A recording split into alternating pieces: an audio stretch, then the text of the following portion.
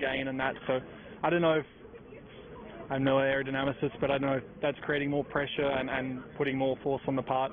But yeah, so obviously as soon as I braked, I lost the car, and I couldn't see in the mirror at the time. Obviously I'm looking at the corner, but I was pretty sure that I thought maybe just the flap stayed open and didn't close.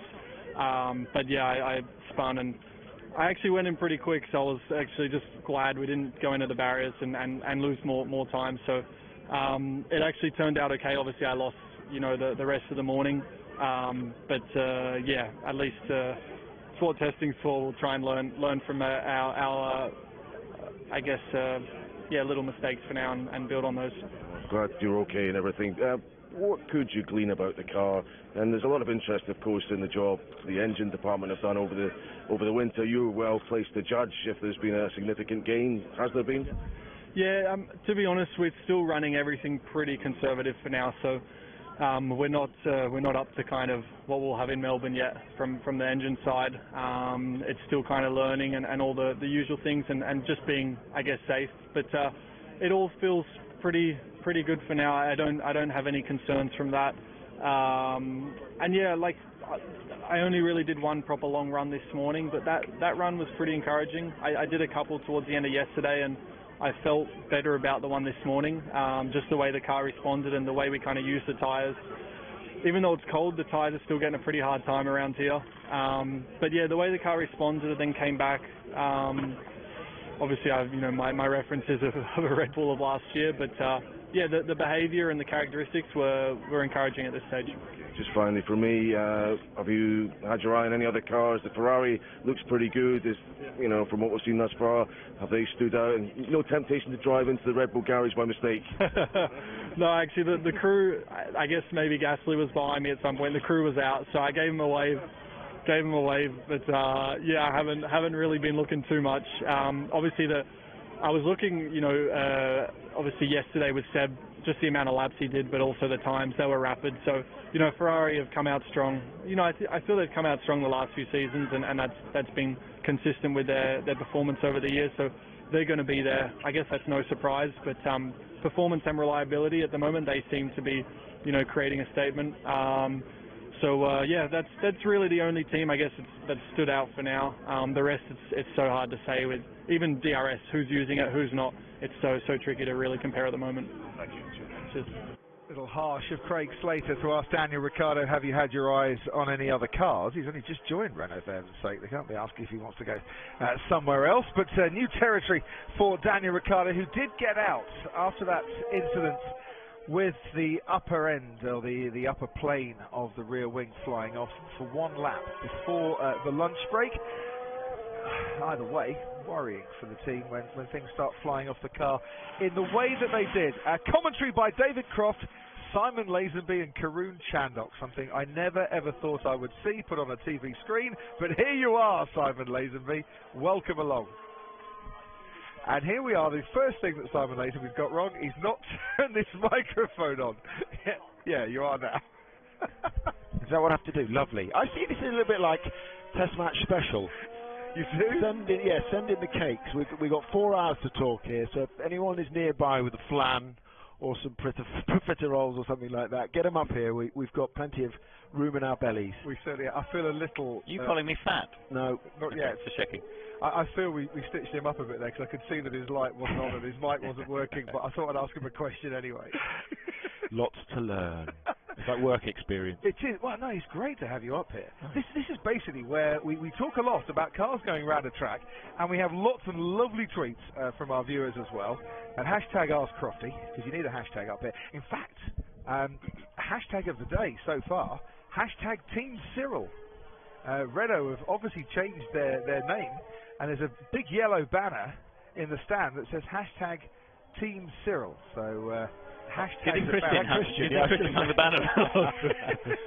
Yeah, I think Christian's choice would be slightly different to that one. Lance Stroll, as you can see, is also out on the circuit, along with Charles Leclerc at the moment, and a host of pitot tubes on the side of his Racing Point car, as we get to see Lance Stroll as a Racing Point driver in front of the cameras for the first time. And of course, he did take part in the closed season test, or the post-season test in Abu Dhabi. Talking to the team, last week, they were massively impressed with what he managed and how quickly he came up to speed in that test. Well, I mean, ultimately, though, you know, the proof will be in the pudding when we get to Melbourne and we get to qualifying on Saturday, because, you know, Lance is no longer a rookie. He's had 2 years of experience. He should be right up there to fight against Checo. And, you know, he wants to be judged as a racing driver. He doesn't want to be judged as a racing driver driving for a team owned by his dad. And we will, you know, and the world will, when we get to qualifying and he delivers a performance that, you know, is either outstanding and he hammers Checo, or it's not. And that is, you know, that's one of the fascinating subplots of this season. I mean, Simon, you know, when you arrived last night, we were talking about how you're really excited for the season, aren't you? There's so many stories to follow, not just the battle at the front. Yeah, I think if you look up and down the pit lane right now, you can pick out from every team there is a headline, isn't there, that is going to develop as the season progresses. And if you start, well, let's start with Mercedes. Let's start with the championship winners from last year. Valtteri Bottas, it's quite obvious the amount of pressure that man is under. And if he doesn't come flying out of the blocks, Ocon is knocking on the door. It's a very obvious thing to say, but I've got some concerns for Valtteri if he doesn't start this season well. I agree. I mean, I said it to Crofty yesterday. I think the two people under the most pressure into the season are Sebastian Vettel and Valtteri Bottas. You know, I think Valtteri, for the reasons you just mentioned, he's fighting to keep his seat at this top team. He's got a golden opportunity, hasn't he? I think Mercedes has been very good at delivering two cars that are equal. He's been given an equal chance to beat Lewis Hamilton. Unfortunately for him, he's up against the best driver of his generation, which is where it gets a bit tricky. But you know, the other one is obviously Sebastian, because they've brought in this young hotshot up alongside him. He's going to be a real thorn in his side. So do you judge Valtteri Bottas against his teammates in the way that you judge every single driver on the Formula One grid, or do you say, well, he is the best driver of his generation, we need to find another way to see if Valtteri Bottas is good enough? Hasn't he had enough time? I mean, my own personal opinion is, if you look at the results from last year, I know there were one or two that were gifted the other way around, but 11 wins for Lewis and no wins for Valtteri, and finishing in 5th, the pressure was on himself. He put himself under an enormous amount of pressure. He did, but let's look at the start of the season. Look at China, where he was leading the race, and the safety car came out at exactly the wrong time for him, and through no fault of his own, he lost the lead of that race, and he lost the chance to win it. And Red Bull, watching having done a good job to get the lead in the first place, with the undercut, actually. Absolutely. And Red Bull double stacks, superb strategy gamble, and Daniel Ricciardo went and won the race. Then fast forward to Baku, where Valtteri Bottas once again has worked very hard and is leading the race, and through no fault of his own, the safety car comes out, and then it was it Gasly and Magnussen who had the coming together, a bit of debris on the track, and his tyre goes. So he's lost 2 wins out of the first 4 or 5 races through no fault of his own, and then the season starts to unravel after that a little bit. And as you rightly say, Simon, a couple of times, you know, he's got himself into a position to win the race, and he then has to give through team orders Lewis Hamilton the victory.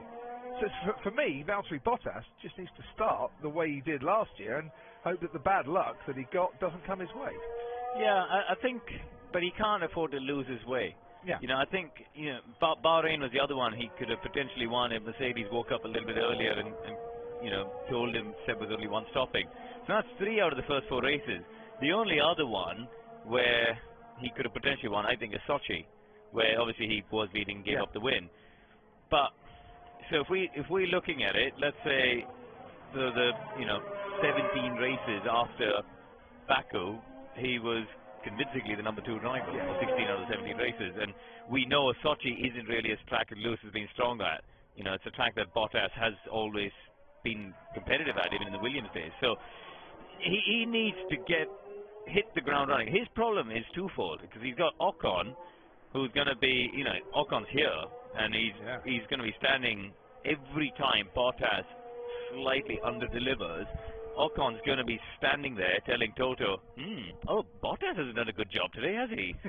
And then, but you've also got George Russell, you know, who's loitering, and he's going to be hanging on. But let's also be clear, that is one of probably the top 4 seats in Formula One, possibly top 6, depending on how competitive Red Bull are. I mean, there's plenty of other drivers on that grid who would love to be further up the grid, wouldn't they? Let's throw another conundrum into the mix in this one then, and say, what about the man who plays the team game? And do Mercedes actually need a number 2 driver, a specific number 2 driver, to support Lewis Hamilton this year, in a season where Ferrari starting well, expected to be strong, Red Bull expected to be stronger? If you start to share the wins about a bit, then Mercedes are going to find that Constructors' Championship, or the Drivers' Championship, can't be theirs. I think there's two philosophies, aren't there, on whether you have a comfort blanket like Sebastian Vettel had in the form of Kimi Raikkonen for the last few years, or whether you have a young charger. And I think that depends on whether you're the hunter or you're the hunted. So I think in Mercedes' position right now, for the sake of team harmony, we know that Valtteri's a very easy guy to get on with, and we know that Lewis likes him very much. It's not two alpha males like we've seen in the past with Nico Rosberg and Lewis Hamilton. But I think Ferrari needed to make the change. They were aware of that. And it had to happen, didn't they, to get the best out of Sebastian. And again, having been at Maranello and having talked to him, I get this sense that perhaps his outlook is changing going into this season. It has to change because he knows the talent of the kid alongside him. Yeah, but I also think, a good number 2 is the one that wins on the day that the number 1 falters or has a problem or a reliability issue or whatever. You can't afford to be qualifying 5th and 6th. If Lewis is on pole, he's got to be on the front row. And there were several occasions where Lewis was on pole and Valtteri wasn't on the first row or in the top 3 even sometimes. So, he's got to address that because, we're all talking about Max being the undoubtedly a star of the future. Well, he's already a star, not just the future, he's a star of the present. But I wouldn't underrate Gasly. Leclerc is going to be up there. I mean, when we get to qualifying, and we'll talk about Leclerc qualifying when we come on to it in a minute. But these guys, they've all got to perform at a very, very high level, I think, this year. Wayne Gretzky always got the headlines, but Wayne Gretzky wouldn't have been the greatest ice hockey player that the world ever saw without Marty McSorley. That's always the argument for me. Good ice hockey knowledge, Crofty. Yeah, Marty McSorley, the enforcer, the tough guy, the one who took all the hits. He got the dough, Gretzky got the glory, basically, and they were a great partnership together. And I think, for me this year, if any of the top 3 teams can come up with that McSorley-Gretzky combination, they're onto a winner in what could be a tight season. A number 1 and a number 2 driver, and already Petra Koivunaarta says Ferrari have declared they'll support Vettel as the number 1 driver from the get-go. Does that affect Leclerc's motivation? Well, it shouldn't, because he's got the promotion, and he just needs to bed himself, to me, into the team. Or Karun, do you think he's a young hotshot that won't take being a number 2? I think it'll be like Lewis and Fernando in 2007. He's not going to accept being a number 2. I think he's going to be less. It might be less explosive than the Lewis Fernando situation, but if there's a sniff of a chance of winning races and fighting for the World Championship, he's not going to back down from that fight. And why should? I mean, Simon, you were at that Ferrari launch, and you were there front hand listening to the comments and stuff, and a lot of this chat has stemmed out of, I think it was a line from Binotto somewhere in there on the day about how they might back Sebastian early on. In certain circumstances. And I think that those last 3 words have sort of been forgotten in a lot of the stuff that's gone on the internet. Yeah, don't let the truth spoil a headline. Come on. Well, to get ahead of Vettel, you've got to beat him in qualifying, right? Would be my bet. Now, you've got a stat, haven't you? I know, Karun, with regards to qualifying, we showed actually Leclerc wasn't always at his best, on a Saturday. No, I mean, that was one of Leclerc's only weaknesses, I think, from last year, which he could get away with in a Sauber, but he's not going to get away with in a Ferrari up at the front. If you looked at qualifying, we've got 3 sectors across the lap, and the driver who was the best at lining up the 3 sectors, which is basically completely optimizing their lap time and perfectly lining up 3 cherries, was Sebastian Vettel. He did it at 11 out of the 20 qualifying. The driver who did it the least amount of times last season was Charles Leclerc. He only did it 3 times. Did he line up his sectors? So you know, when you're in a Sauber and you could get away with losing a tenth or two here or there, it might be okay. At the sharp end, that difference between not lining up your sectors and doing so, it's the difference between being on the front row and row 3. I personally think these new simplified aero regs have gone a bit too far. I've got to get one of those for my son. That's one do you not, well, your son will want the red one. He'll want the Ferrari, won't he? What are you saying?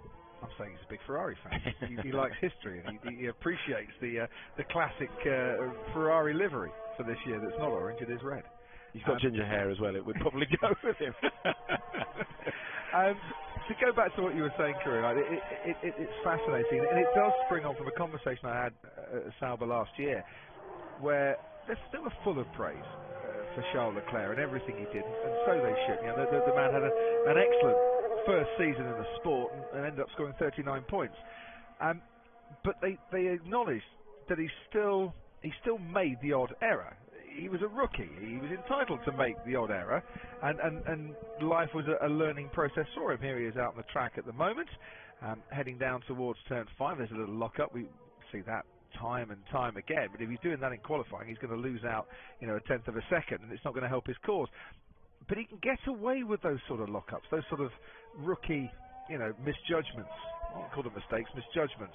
When he's at a team like Sauber or Alfa as they are now, he's not going to get away with that at Ferrari at all, and the Italian media are going to be all over it. So I don't know if they need to display a bit of patience. Ferrari needs to display a bit of patience, and you know he is the youngest, isn't he, Ferrari driver since what, 1961? Karun? Yeah. Off the top of my head, Rodriguez. Yeah. I mean it's a golden opportunity, isn't it, for a young pup like him to join, you know, arguably the biggest brand in Formula One, and certainly a car that should be a race winner this year. I mean, from everything we've seen out on track today, and you know, Crofty, you and I went trackside yesterday. Rachel and I spent most of this morning watching the different corners, and Ferrari has looked really, really balanced. It's looked, you know, consistent in high speed, slow speed corners, very, very good stability on the rear end, and the change of direction, and very consistent. You know, he's been able to just metronomically rack up these bats.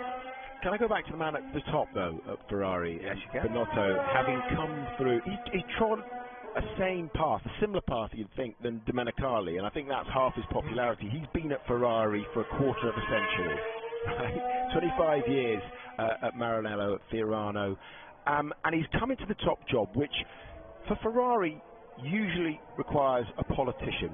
I think about some of the great combos in the past, you know, Frank Williams and Patrick Head, Ron Dennis, John Barnard, John Todd and Ross Brawn at Ferrari, Horner Newey, Wolf Allison, if you like, bringing it back to the present day. You've always got one tech guru and one politician. Now he's got to combine those two roles. Yeah. Whilst overseeing the technical department. How do you think he's going to fare at that? Well, it all depends on how they've restructured the tech department, I think, because being team principal is a 24/7, 365-day job. Yeah. Being technical director is the same. Yeah. Now, there's no question he's got to sacrifice some of his time and you know, focus on the technical side to do the team principal job. And you know, how are they going to restructure the technical department? Because the one thing Ferrari have done well over the last 2 seasons is produce a fast car. That hasn't been the problem. The problem's been all the stuff around it, but they've produced a fast car, and therefore you can arguably say Binotto's done his job for the last couple of years. But the key now is he a good delegator? So all the work that he's done, that excellent work he's done within the technical department that he is not going to have as much time for, he's now got to delegate to someone. And this is one of the hardest things about promotion and a managerial promotion, is knowing that there's bits of the job that you love that you've got to leave behind, because you've actually got a whole heap of new stuff in your in tray that needs looking at as well. So is he a good delegator? Does he trust his lieutenants to get on with the work, or is he going to take too much control? And that will be fascinating to see how that pans out for this season. Already, you might not have noticed this morning, he would have wanted to have been in the garage, you know, looking at the car and the technical side of things. But he had to actually come over to just below where we're sat now and have his photo taken. and have his green screen filming done for use on the broadcast throughout the season, and to get his face shot for the Codemasters F1 game as well. Things that, of course, he wouldn't have had to have done as a technical director, but that's now taken up half an hour of his time this morning that he can't spend doing what he wants to do. Good plug for your F1 game, by the way. Well, I don't think I didn't spot that. To be honest, I've actually got to go back and re-voice. It's a bit Anthony Davis and myself. We were rather proud of ourselves that we completed all the voiceover, and then Sauber changed their name. So we've got to go back and Alfa Romeo. Alfa Romeo. Alfa Romeo. Who are their drivers? Is it Giovinazzi? Yeah, it's a good point, actually. Kimi Raikkonen and Joe Vernazzi. For everyone listening who probably don't understand, there's a constant argument between Crofty and Simon Lazenby on how to pronounce Antonio Giovinazzi's name. Are you Italian? I've asked him. It's Antonio Giovinazzi. He's Italian. Yeah. What I really love about this, Simon Lazenby, is he tried to have this argument with me on Twitter yesterday and got the wrong Twitter handle and annoyed this lovely chap from the north of England called Stephen Croft, who spends his life answering stupid tweets on my behalf. Steve the plumber. Yeah.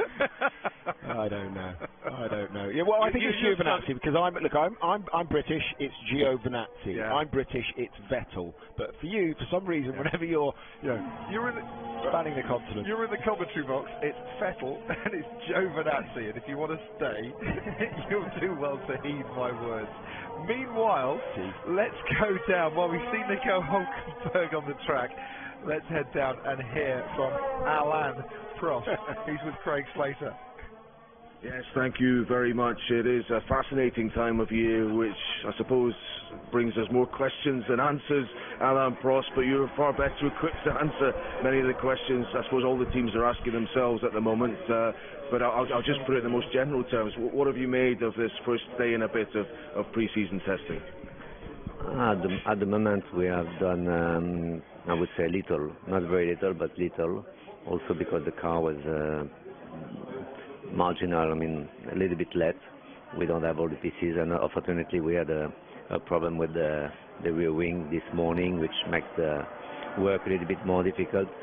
But at the end of the day, this week was really more a sort of getting everything in place. We're using different engine for measurements and things like this. We have another one tomorrow.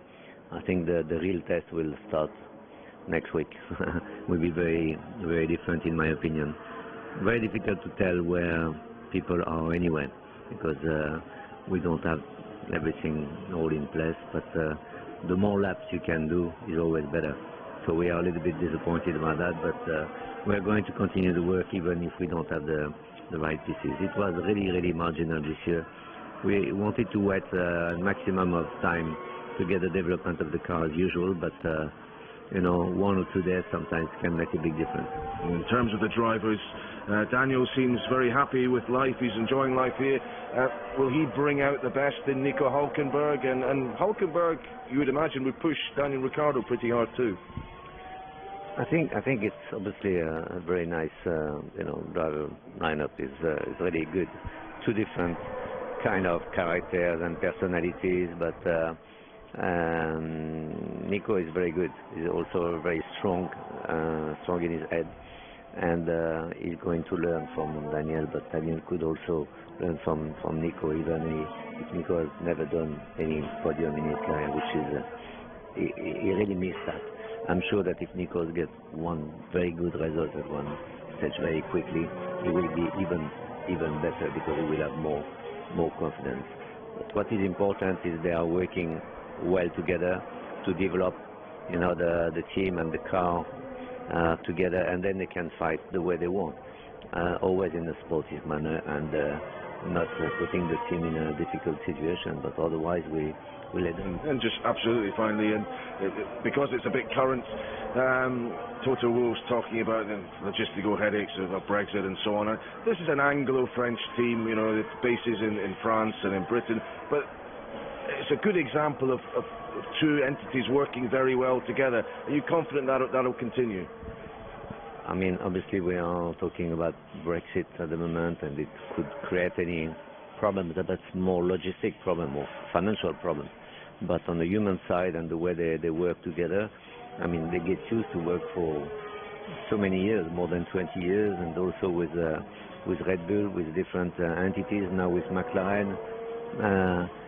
It's not like before. Also, racing team, Formula One team is a good example for almost for the world. You know, French have a special mentality, you know, and English are very different. And in motor racing, if we had the English pragmatism, is that correct? Pragmatism 30 years ago, more than 30 years ago, when I was at Renault in the 80s, could have been twice world champion easily, you know. And then the French, they understand that. That's why also they came closer to the. But you need to have both. And then when you know each other, you are working well. You never feel any problem. You know, it's really working well, and you are trying to get the best of each of us. So that's wonderfully put and a lovely insight. But you're certainly someone that had both that pragmatism, the flair, the imagination, and it delivered, of course, 4 world championships. Certainly did. Lovely to hear the thoughts of Alain Prost with Craig Slater. Thank you for your tweets that are coming in at #AskCrofty. Take 8 says, stop trying to make headlines. Charles Leclerc is level-headed and realises what is realistic and expected. I'm sure him and Seb will do the Scuderia proud. Mauro says, Charles might make some mistakes in qualifying, but if I'm not mistaken, didn't Kimi fail to set a mistake-free last sector in quali for the first few races? And yes, he did. He had quite a few races where he also didn't string together all those sectors. Canada, I think, was another one where he got it wrong right at the start. Do you think that Ferrari need to adopt the Gareth Southgate England way of doing things, being media friendly and walking around with a smile on their face? Says Adam Taylor, and yes, I totally agree with that. I'm wearing waistcoats. And waistcoats are important. Are they? We need to see some waistcoats, yes. And one more from Nikki Humphries. Please tell my twins, Brooke and Charlie, to shut up so I can hear what you're saying. Frustrated mum, first tweet ever. I love that on Albon's car. It's like a learner plate, isn't it? Or the rain lights when they're harvesting, it's green, isn't it? To say, rookie, stand back, I am a rookie, get out of the way. I mean, Albon, talking of, you know, guys that have done it quietly coming through to Formula One. I mean, this kid, I suppose what he and Danny Kvyat have in common in that Toro Rosso is it's a second chance, because he was part of the Red Bull Young Driver program, and then he had a horrible 2012, I think, when he's in Formula Renault, failed to score a point. They dropped him. He was picked up by Team Lotus, I think it was, Young Driver program, and then has forced his way back in. Same with Kvyat. Yeah, I mean, Alex is a lovely kid. It's a real baptism of fire for him, because he's only got 4 days of testing ever in a Formula One car before he has to make his Grand Prix debut. So it's going to be a big challenge for him, and you know, you've got the pressure of the Red Bull program and Helmut Marko to go with it. He's not had a great start to the day. He was the first of the spinners today, had a couple of spins earlier on, turn 4, which we believe was a steering issue, but then turn 13 he hit the inside curve, and that spun him around, and you know, all those little bits and pieces. The problem in Formula One is that people are very judgmental. They judge drivers very quickly. It takes very few laps for teams and people form an impression. So, you know, that would have shaken his confidence a little bit. But he's got to keep his head down. In the first half of the season, it's just about being sensible. Don't shunt too much. You know, he's just got to rack up those points. That is a little spin he had this morning. So he did basically what Kimi Räikkönen did on his outlap yesterday. One experienced driver, one beginning his Formula One career now. But if it was a steering issue, that's not necessarily driver error. Yeah, I think Franz Tost came out to say this morning that it was a steering issue for him. So here's Jody Egerton, the technical director, with a bit of hand moving. So didn't he used to make you very fast, Jody Egerton, once? You worked with him? Yeah, I did. Jody's a lovely bloke. His sort of hobby is that he owns a cycle manufacturing company which makes these retro-looking bikes. Yeah, he's a big cycling fan, Jody. Okay. He's a lovely lad. Lives part-time in Southampton. His family's still there, and obviously Faenza, where Toro Rosso are based, so he sort of commutes between the UK and there. I like Jody because he's a very practical racer. You know, he's old school.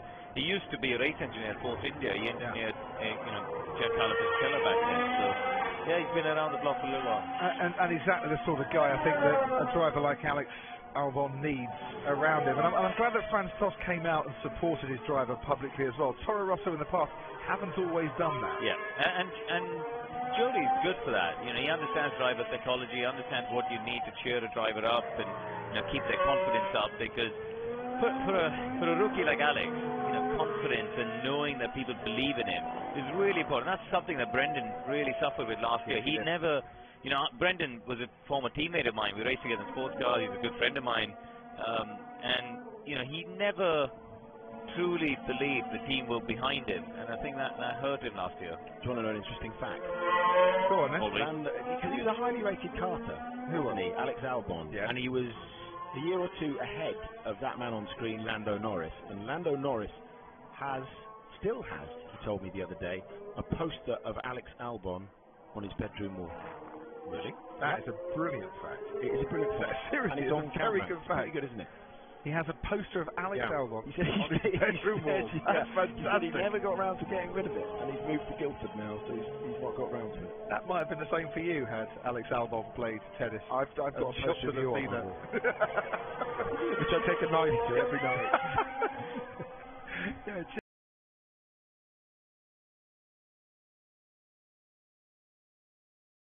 He has the green lights.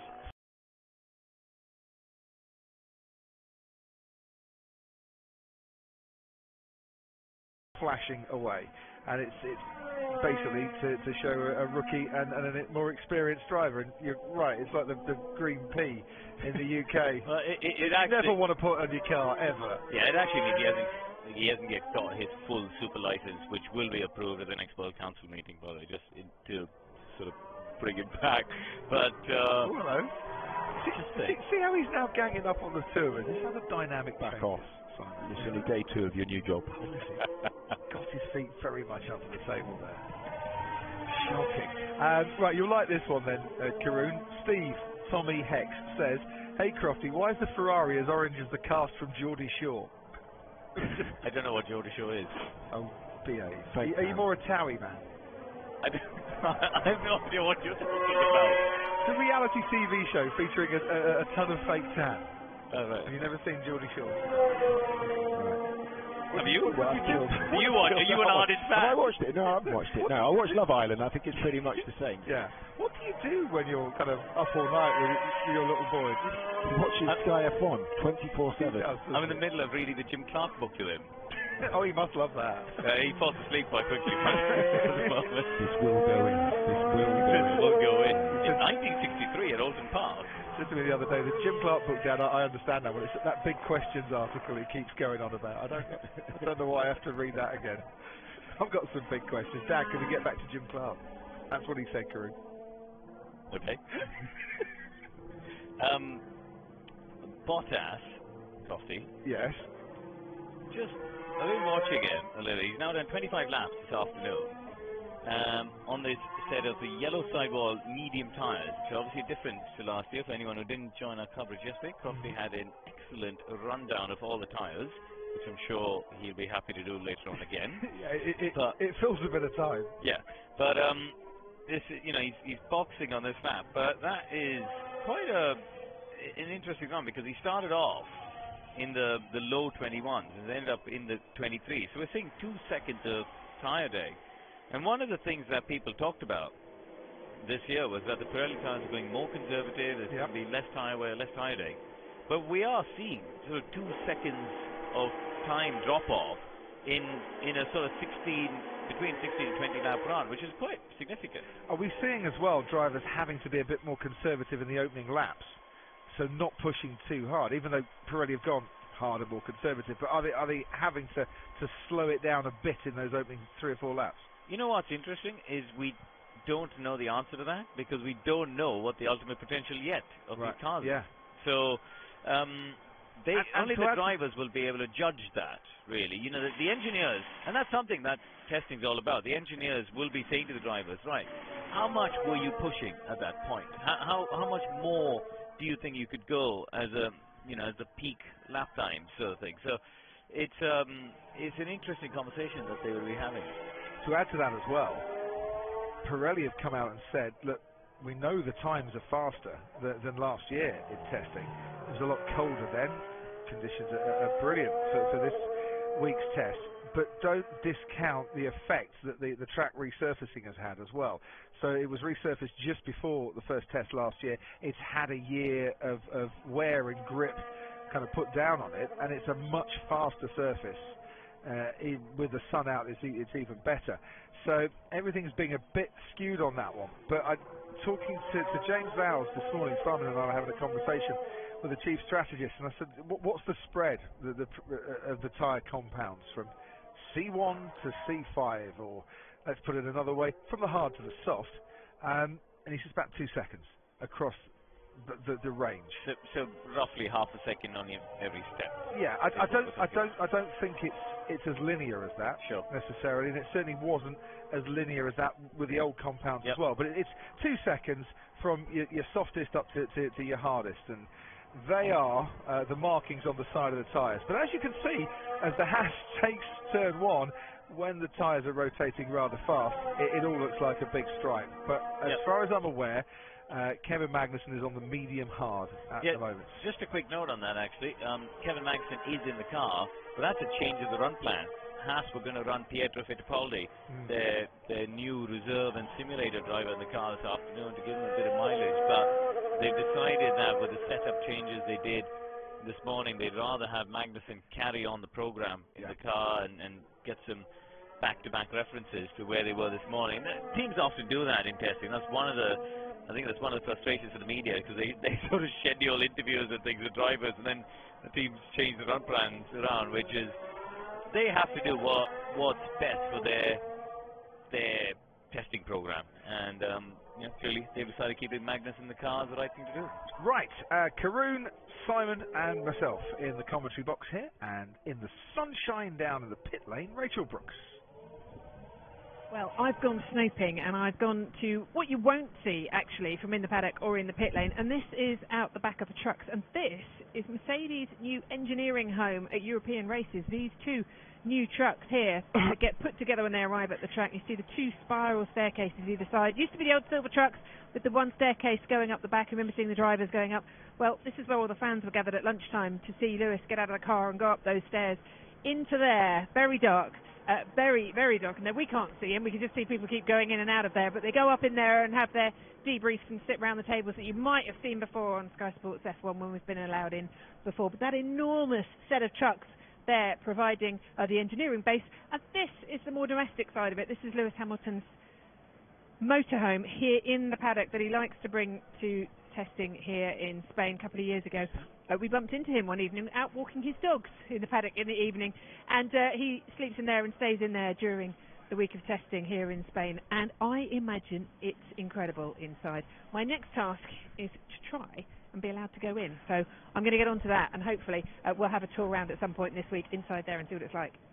Well, I don't know if Rachel can hear us or not, but I know one person who has been allowed into the inner sanctum that is the Lewis Hamilton motorhome, and he sat right in between myself and you, Karun. Me and Brundle. Brundle and I? Martin and myself. That one. We were allowed in 2013 during 3D testing, and it had been raining, and it smelled of wet dog.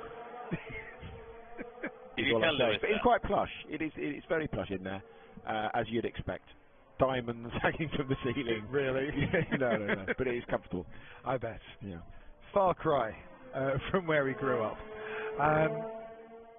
Didn't Roscoe fall off the bed at one stage as well? No, I was in there. He was fast asleep. Oh, okay. They sleep a lot, those kind of bulldogs. Didn't you trip on his dog or something? Wasn't there a story about?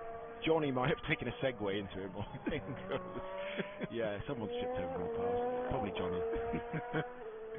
Very good. There we go. Haas have just responded to say the running order has changed for tomorrow for their particular drivers.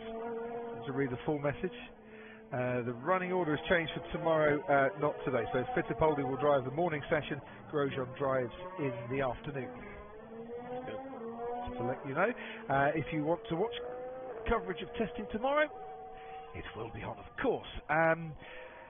What else have we got here? Can we go back to the Haas car?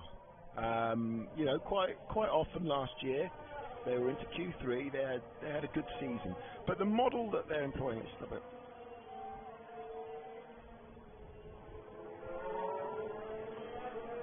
Anyway, before I was so rudely interrupted. I didn't interrupt you. No, it's fine. With regards to Haas and the model that they're employing, I wonder if they're onto something in terms of the future of F1, right? They outsource 95% of their operations, don't they? The chassis design and built at Dallara in Parma, sort of 30 miles outside of Maranello. The engine and the gearbox from Ferrari, but it's looked after in Banbury. When you go to Banbury, it's in an industrial estate. It's sort of, what is it, 10-15 times smaller than the MTC, but that's just where it's serviced and repaired, right, by the mechanics and the race team. You know, with Formula One getting so expensive, is this quite a smart way, do you think, of running a Formula One team? I think we're seeing a fundamental shift across the grid, aren't we? We're seeing these sort of A and B teams. I think, unfortunately for Haas, as Kevin Magnussen goes straight on to the older part of the track, they I think this year have been bumped down to being a C team in the Ferrari stable, because Alfa Romeo now I think are very much the B team there. Although what might help them, don't Haas and Ferrari both use the same wind tunnel? Yeah. Yeah. So therefore, for Ferrari to transfer the B team allegiance, as it were, to Alfa, it's a different wind tunnel, and you're going to get correlation errors coming from that. It's much more complicated than that. It's in terms of, because there's the listed parts which they're allowed to explain to people at home. There's a list of components that teams can outsource and don't have to be a manufacturer of. There's a list of components that they have to manufacture and own the IP, the intellectual property to. So, and the way the information is shared between teams and organizations is also very tightly restricted and controlled by the FIA and the regulations. All that to say, the support and financial support that is now being put behind the Alfa Romeo organization from the FCA group tells me that they are now further up the food chain in that Ferrari team pecking order. Last year, Haas had the 4th fastest car, and the Sauber at the time, what it was called, had the 7th fastest car. I take a punt on the Alfa being ahead of Haas this year. But to answer Simon's point, is this the future? I mean, there's a big argument, isn't there? Because people always argue about what is the DNA of Formula One. You know, Williams and McLaren say, you know, they should be constructors, they shouldn't be outsourcing and stuff. But how did Frank Williams start his team? Outsourced a Di Tommaso, ironically designed by Gianpaolo Dallara, who's now doing the Haas. And that, you know, back in the day, the DNA of F1 could be anything. You know, people could buy a Lotus chassis or a Brabham chassis, buy a Ford DFE, and hey presto, I've got a Formula One team. Well, to go on with that, we have the news today. The FIA has put out a tendering process for standard gearboxes and the insides of gearboxes, the casings. The teams will all design themselves so that it can fit with whatever suspension philosophy that they're running. But the internals of the gearbox will be standardised from 2021. So they put out a tender there in a bid to stop teams spending so much money designing unique gearboxes. And I think it's a great idea because, frankly, you know, nobody watching on television or in the grandstand, or frankly us, care whether Ferrari, Red Bull, Mercedes, or Haas or whoever have made their own gearbox internals. Yeah. So actually, if you standardize it, you can, you know, based on scale, cut down the cost, simplify it, and everyone saves money. So I'm going to throw in this question to go with Simon's question. Personally, I don't like the idea of B teams and C teams and customer teams. Yep. I don't think it fits truly within the DNA of Formula One, even though people have done it throughout the years. But what I would like to see is a standardization of certain parts. I agree. So teams still design their own chassis, they still design their own aero, but like the inner workings of a gearbox, that's where it can all be standardized. Inner workings of the gearbox, let's flag that. Yeah, rather than the shell, because that affects the suspension. Exactly. Geometry at the back, right? Yeah, there should be some leeway on that. But like that, there's several bits. I mean, things like brake ducts. you know, this year they've simplified the rules in the breakdowns, but why don't you just make a standard breakdown? Correct. Because, again, it's something nobody really cares about. It's a similar thing with, you know, you've got drive shafts, you've got all these bits which are hidden underneath.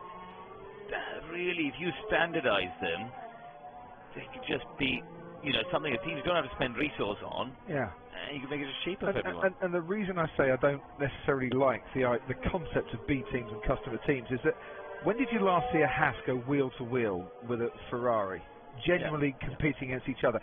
When did we see a Force India last year go wheel to wheel with a Mercedes? Well, actually what we saw was the Force India wheels moving out of the way of the Mercedes. And I'm not suggesting anything was untoward, but it does lead to that suspicion if you want to go down that garden path.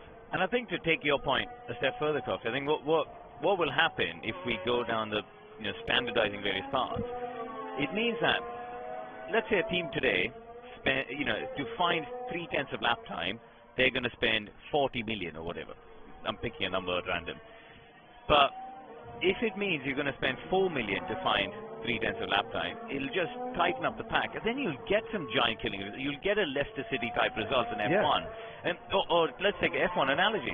You'll have it Onyx with Stefan Johansson finishing on the podium in Estoril, or, you know, you'll have a Larousse finishing on the podium with Aguri Suzuki. You'll have those sort of results that we used to have in the 80s and 90s, and I think that's really important for F1. You know, you think back when Damon was with Arrows, you know, you would never have put money on a team who Damon struggled to qualify in Melbourne to get onto the grid as the reigning world champion.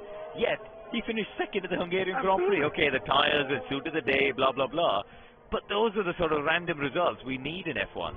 Right, your time is nearly up, gentlemen, but Ryan Ellis says this: when I was a little boy, Jenson Button let me into his motorhome at Goodwood to sign a cap. I turned around all excited to show my dad and drew a black Sharpie line across his white shirt.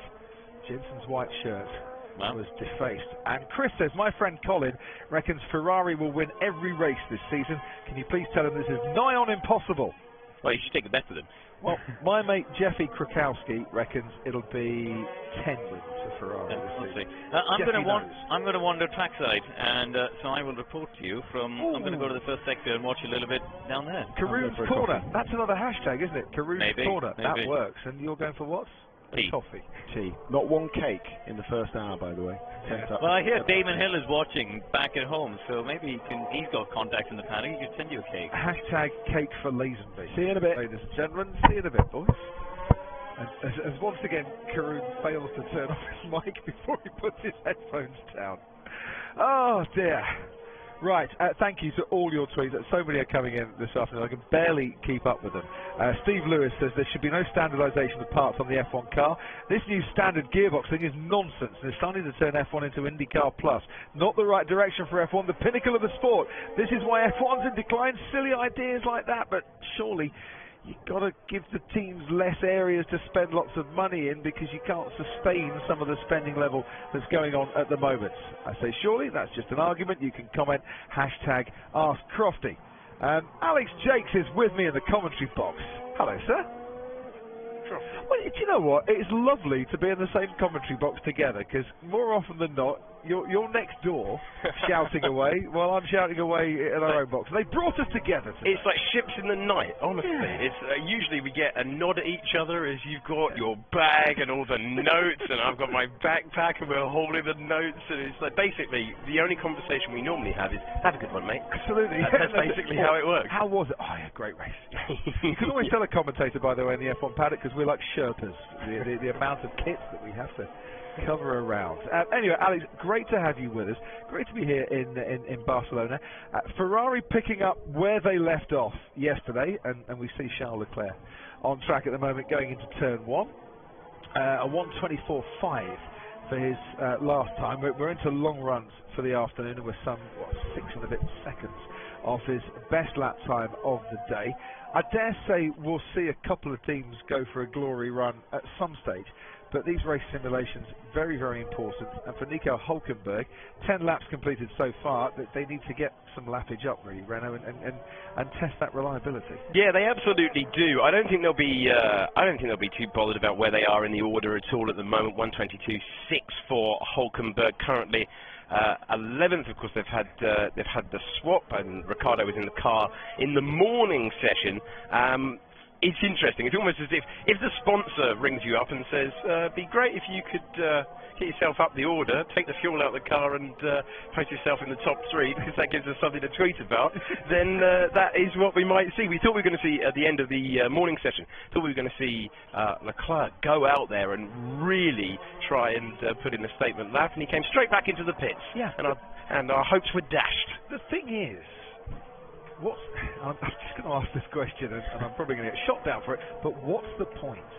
If you know that your car is quick, yeah, and I think by this stage Ferrari know their car is quick, yep, and I assume that because a lot of other people think that their car is quick, and a lot of very clever people are telling me, yeah, Ferrari are actually quite quick, and they might just have the nod over Mercedes at the moment, and Red Bull as well. But if you know your car is quick, why do you need to go that much faster? Answers on the postcard to hashtag AskCrofty, but the answer could be, well, you want to test it to its absolute limits. But Mercedes didn't do that at the test last year. No. They still went on and won a championship. Absolutely. I think Mercedes, I mean, of course Mercedes are confident. They've done the double 5 times in a row. So you would be. Limited running, we talk about limited running for testing all the time. That is to do the boring stuff, to do the stuff that isn't going to make headlines, to get the data that everyone back at the factory is going to pore over. So it leaves us with a little bit more to talk about. It leaves us speculating a little bit more, but it's nice to leave something for Melbourne, which is just 26 days away until we kick off in Australia. You are coming to Melbourne, aren't you? I am coming to Melbourne. I just need to know who's going to be next door. Does it upset you? Does it upset you if it's not? No F2 in Melbourne, but if anyone is listening, be a terrific idea, wouldn't it? I'd love that. Feng Shui is very much the order of the day. We want F2 in Melbourne. I think in Melbourne we have obviously the Aussie V8s come down for the support series, and that is absolutely brilliant. You've been to Melbourne before? You there? I haven't been to Melbourne before. So, where our commentary boxes are, commentary chat here, ladies and gentlemen. Commentary corner. They've actually moved the commentary boxes. We're on the inside of the circuit this year. Less further to walk, not a problem at all. But it does mean we're a bit further away from the hamburger stand. But we are right at ground level, and before you get into turn 1, and it's brilliant. You just sit there and watch the V8 going past the commentary box. These things are loud, they are noisy, they are fast, they are brilliant. You will love them. I'm looking forward to it. And then the F1 cars get out there as well, and it's even better. And then you'll see the speed difference between the V8s and the F1 cars from ground level. It's superb. Right, let's get down to Rachel, who is, well, where are you, Rachel Brooks? I come into the paddock to look at these beautiful cars down here. This is the man behind them, Jens. And Jens, there's more to this story than just these cars in front of us, isn't there? Yes, normally we do the paintwork for the drivers, and we have 6 drivers now at the moment. And Go on, tell us who the drivers are, the helmets you do on the grid. We do for Sebastian, for Max Verstappen, for Daniel Kvyat, for Nico Hülkenberg, and for Lando Norris, and Who's the most demanding driver? I think that with Sebastian we do the most different helmets. Last year was 16 helmets for one season with not so different designs like in the time when he was driving Red Bull, but we change always a little bit in this design. And they changed the regulations as well, didn't they? So the drivers couldn't change them as often. Does that mean life's been a bit easier for you? Yes, a little bit easier, but in the back of the helmet or in some details, we always look for new ideas and new effects. And but from in the television, you see the flag and the white helmet. This is important. Nothing more. And what about creatively as well? I mean, you get involved in the design as well, don't you? Creatively, who's the most creative? Who comes to you with the most ideas? It's different. With Sebastian, we sit together and we play with ideas. I tell him, he tells me back, and in the end we have a design. So, and today we're sitting 2 hours together, or 1.5 hours together, and we have checked only some ideas, and now I do graphics and show him by email. And fantastic. So we've got some good ones to look forward to this year. I think we have some nice ideas, and you know, Sebastian always, when he's winning, he never used the helmet again. So I hope I have some work this year. Yeah, you hope you're very, very busy. Well, listen, these are magnificent. They're fantastic. They've drawn a lot of attention here in the paddock. Quite a few jealous. I know Crofty was looking at one of these for one of his boys as well. Are you going to hand them over to the team? It's not only for children. It's always a nice gift or something. There was an idea that we were thinking we go to Barcelona and we want to give something to the teams of our drivers, and yeah. But I've seen it's a funny idea. Yeah. Maybe we'll get our commentary team racing on these later, although I'm not sure it's going to take our boys' weight. They've eaten an awful lot over the winter. You can be sure that the engine is always running. So. Great, thanks very much. Yeah. Yes, thank you. Thank you. You go steady there, Rachel Brooks, especially in those heels. Right. Richard Thompson says, I do care that someone like John Barnard can invent the semi-automatic gearbox in F1 and beat the competition. Standard parts, worst idea ever. We'll have standard engines next. I think that's been suggested before as well, isn't it? It certainly has. You wouldn't get a Mercedes badged Ferrari engine. That wouldn't happen ever on that. And actually, I don't ever want to see the same engines. F2 is exciting. F2 is great. But you need to go a step above that, and the technology that comes together to design, 20 F1 cars for a grid that all run very, very closely together, but all have different philosophies. I think it is one of the joys of the sport, personally. Absolutely. I think it's what marks Formula One out as completely unique. Obviously, with my vested interest, of course, Formula 2 is phenomenal. Yeah. It's one of the best pieces of a weekend, and it's great action, but they're different things. They're four different things. Formula One is the pinnacle. It has been the pinnacle since 1950. It's been the cutting edge. It is this beautiful amalgamation of prototype technology, and I came in just at the back of the conversation you were having about standard parts. There's a line, and I think the only way Formula One is going to know when they cross it is when they cross it, and there will just be a feeling of, well, you've got tons of people in the paddock sacrificing anniversaries, birthdays, there's so much effort goes into this. Earlier on this morning we were talking about Williams and the pain that they are feeling. Well, they've put phenomenal amounts of effort in, and it's that relentless chase. If you bring in too many standard parts, if you go down a Formula 2 road, do you lose the essence of Formula 1? The DNA of it? Yeah. I agree with you. There is a line. However, some parts, standard brake ducts, standard gearbox, or the inner workings of the gearbox, I don't think spoil that DNA, that unique design philosophy that some teams will have. Unless, of course, you're admitting that brake ducts actually aren't there to cool the brakes at all. They're there as an aerodynamic device. Well, I'm not sure you get anyone on the record saying that down in the paddock. And as soon as I said the DNA thing out loud, I immediately thought, well, some of the biggest names in racing got their start buying other people's cars. Absolutely. So I suppose that's what I mean by the line. Gearbox, that feels okay. Where would you draw the line? That's the thing. I mean, the great thing about Formula 2 is you get to assess the driver's capability as equally as we can manage at that level of motorsport. But here is about the joint. It's not just the driver, it's not just the team principal, it's the whole team effort. And it's always been that, even when Frank Williams was buying old cars. Nuts. I just thought I'd say that out loud, but nuts. It's testing, there are no rules. A nut is a nut is a nut, or should be. Why do teams spend huge amounts of money on the lightest, strongest possible nuts that we could possibly have? Oh, what's that made of? It's made of unobtainium. Yes. It's magnificent. You look at it, cost us €400 an ounce. Yeah. And it saves us a millionth of a second of that. I'm exaggerating a touch, but those are the sorts of standard parts. Yeah. The bits that we can't see. Yeah, I think there's a tangibility element to it. I think Formula One is, certainly in the last couple of years, it's certainly got itself into a place where these hybrid machines are phenomenal. We're seeing lap records every single time that we rock up. We heard that they were meant to, these new regulations, they're meant to cost time. The team's getting very close. By the middle of the year, we'll be seeing lap records again. Well, let's hope so. And it's at the very edge, and that's phenomenal. But do we always get an idea of how that technology is working in real time? Maybe not. And as you say, when there are so many different parts that you can't quite tell as you look at the Renault going through that final sector, and yet the reality of it is that you're looking at a technological marvel there coming into the chicane. Well, absolutely. Trishan Vaquera, or Vaqueria. How about, instead of standardised parts for cars, standardised spending on certain areas of the car so that teams don't spend millions on one area to gain a fraction of time? Now, that on the face of it, beautiful idea. It really is. But it's how do you then police how much is being spent on a certain area of the car?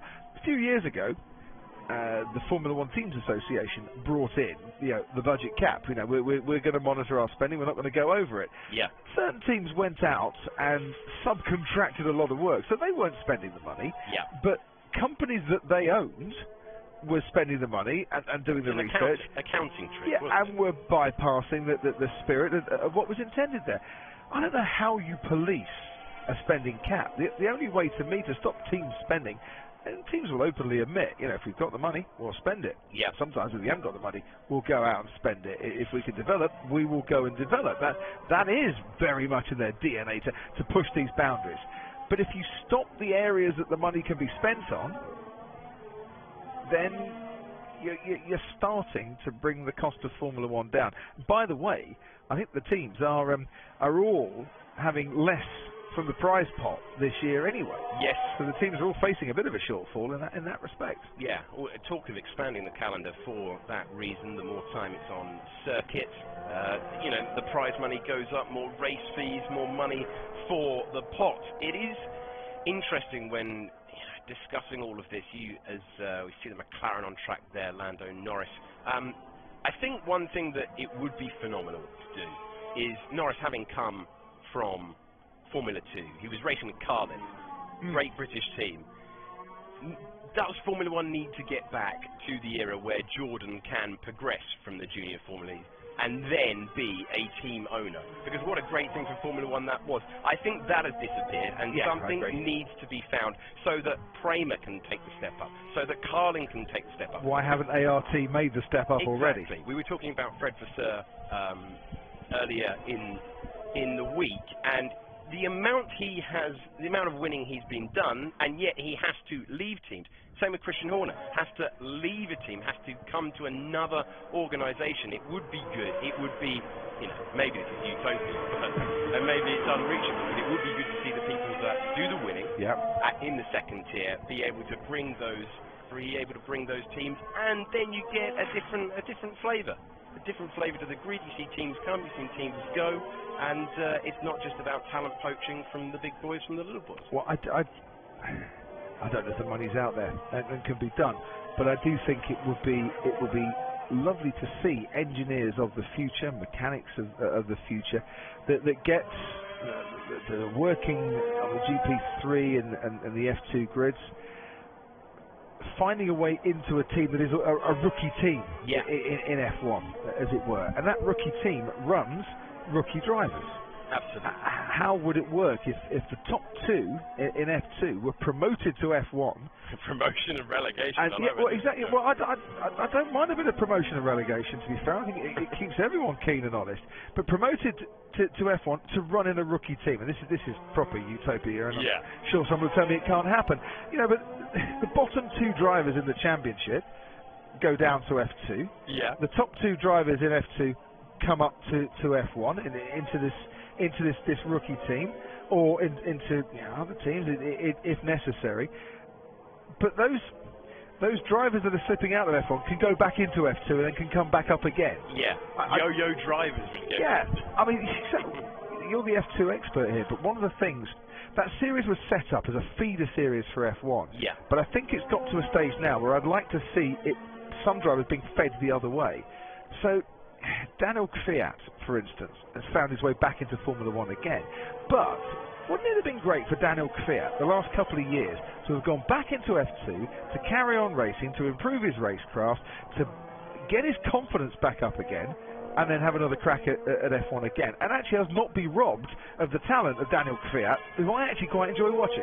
Yeah, I mean, absolutely. There's definitely an argument that it would be much nicer this year to see the racing talents of Esteban Ocon rather than just seeing him in the background of cutaways behind Toto Wolff. Absolutely brilliant point. And I think it's a similar thing. The feeder series becoming like a second tier would be very interesting to see whether there was buy-in for it, whether there would be the audience for it. But it's definitely one avenue that could be looked at.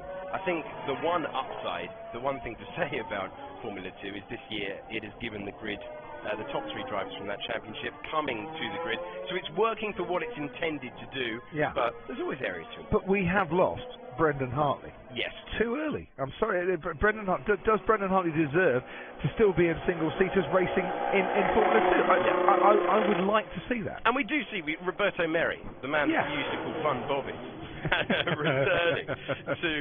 returning to Formula 2, and he was on the podium last year in Monaco. So no one's going to turn down a podium in Monaco. So it's a. But at the moment, you're right. It is a retrograde step for a driver to take, and it's almost a mark against their name if they go there. But he had a terrific time, and he was there for the love of racing. Yeah. The trouble is, once you get to F1, you're not allowed back into F2, are you? No, if you win the championship. Oh right. So okay, just if you win the championship. Yeah. So you are. I mean, Kubica could have been there last year. I think that was on his radar. It was at one point, which would have been remarkable to see how he stacked up to the likes of Lando Norris, who is making his way through the final sector as we speak. For those that haven't been with us for the first couple of day and a bit of testing, Robert Kubica is relaxing somewhere, putting his feet up. Not that he wants to. Williams haven't got a car ready to go testing in just yet. They hope to be on the track tomorrow. We hope to see them on the track tomorrow. I'm not going to give any guarantees. No. That car's got to arrive at some stage today. Yeah, meant to be flying out tonight, could be postponed to tomorrow morning. Would they get any track time there? It was amazing. Even after yesterday, I was reading articles that said crisis and turmoil, and I kind of had the impression after yesterday's running that it had been a good day for pretty much everyone, apart from the team that didn't run. Yeah. So there's an enormous chasm in terms of, I think Haas have been a little bit on the back foot today. You compare, Leclerc's done 102 laps, Magnussen's done 40. They had interrupted running yesterday. Same thing for Racing Point, slightly on the back foot. But they're out there, they're setting laps, they're getting data. Williams, having finished 10th, having taken that real hammer blow, and you could see how much it hurt those at the top. To follow it up with this is painful. I mean, people are wincing every time they get a press release from them. There's no criticism, really. It's just a sadness. It's a sadness being felt across the paddock that we are one team short. Callum Rochester, this isn't football. Your commentary's getting worse, bias getting worse, and now your ideas are getting worse. Callum's never been a fan. Dan Vitale. We needed to cheer Callum up. Well, the trouble with Callum is that he obviously doesn't like football and then doesn't realise that actually promotion and relegation's a really good thing. But, Callum, you're entitled to your opinion. That's why I read it out. I disagree with you, but there you go. Dan Vitale says, if you want better, more level playing field and not have spec parts, you need to go like MotoGP. Factory teams with satellite teams using customer chassis engines. Silly to compare to spec series like GP2 and GP3.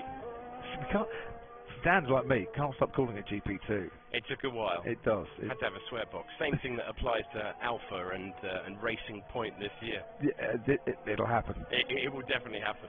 Sean H, Motorsport Manager PC game has relegation and promotions, adds a new layer to racing. Arjun says, the only thing standardised are the ECU and the tyres, and that is just enough. Standardised gearbox cogs won't save enough to attract a new entrant. Do your maths, please, instead of daydreaming. I don't think it's... Arjun, it's not about trying to save enough to bring in a new entrant. It's about allowing the current entrants that are struggling financially or struggling to compete on a budget that is a third of the size of the likes of Mercedes, Red Bull and Ferrari, to actually compete and produce the Leicester City moment, as Karun Shandok called it. Do we not want to see the underdogs have their day, or as F1 fans, are we quite happy with the big teams dominating? You tell me. Hashtag Ask Crofty. I can't answer for you on that one, to be honest. And how much money are you talking about, says Travis? Let's just start a GoFundMe for a rookie team. I like it. Not quite sure that would work. Idea, and I'm not entirely sure if anyone's got a spare 100 million knocking about. Is that what you need? Yes, 100 million. At least these days. At least. Mr. Mole, as we watch Nico Hulkenberg out on the track, and Hulkenberg has put in 24 laps this afternoon so far. Mr. Mole says, can Renault finish above Red Bull in the Constructors' title? Poor old Red Bull, everyone wants to finish ahead of them. I say that with a tongue in my cheek, to be honest. But I think the sentence should be, can Renault finish third in the Constructors' Championship? They have a 5-year plan, Renault. They do. And this being year 3 of that 5-year plan, things have ramped up quite a bit. They've brought in new staff, they've had extra investment both at Enstone and at Viry-Châtillon as well. Daniel Ricciardo has come on board for a Lionel Messi type transfer fee. Your Twitter feed is going to be a mess if you keep mentioning football. Honestly, I think I'm pretty unique in that I love motorsport. I absolutely adore motorsport. But I'm quite into sports that feature balls as well. Yes. A bit of cricket, a bit of football. Occasionally, a bit of darts, but that's not a ball sport, is it? But that's your winter sport. That's my winter sport. That's what keeps me keen and honest over the Christmas period. But can Renault, as part of this 5-year plan, finish third? I don't necessarily think that is their aim for this year. No. Their aim is to close the gap between themselves and third place. Keyword was progress. That's what they said at the launch. That's what they've been saying all the time. They don't mind finishing 4th again if they have closed the gap enormously. If they're able to get ahead of Red Bull in terms of pure pace, if they're able to take the fight to them somewhere like Monaco, where Red Bull have been so strong in the last few years, and Red Bull have been the benchmark for chassis for a long time, really, since Adrian Newey got things how he wanted it there. And I know his involvement comes and goes, and whether his motivation is high or low, he definitely seems to be involved at the moment. A very aggressive chassis. In terms of Renault, they just want to close the gap. If they turn up and they are 2 tenths behind Red Bull, I think in terms of raw pace, they would be delighted. That is a team that is aiming, as you say, further down the line to try and return to the championship years of Fernando Alonso, 2005, 2006. Doesn't feel that long ago. It is. Do you remember those years? I do. How old were you in those years? I'm 29 now. So I do remember those years. I do remember them. They were phenomenal. They were phenomenal. The final years of Michael Schumacher at his peak, this young pretender. I always think back to that season. This is proper Nerdsville, but I always think back to 2006. No, it's like, no, they don't use phrases like this is proper Nerdsville. Wait until I'm going to say it. Don't be ashamed of your dedication to your art. The Fernando Alonso started doing weird celebrations. I don't know if anyone else remembers this, but in 2006 he started doing really odd celebrations, like he was, like praying mantis stuff on the car, and it was... I was just doing an impersonation of a praying mantis in the box. Yeah, Crofty was acting that out for precisely, just me. Just me there. You can see why I don't do yoga very often now, can't you? Did he get used to it? I don't think. It is amazing when you saw his progress, phenomenal progress, amazing rookie year with Minardi, and then it's almost like those final few years with McLaren, it's like the taps have been turned. Yeah. It is bizarre, and you see how many races Lewis has won with Mercedes, and Fernando, for him not to even return on the podium, you would not have believed that when he joined McLaren.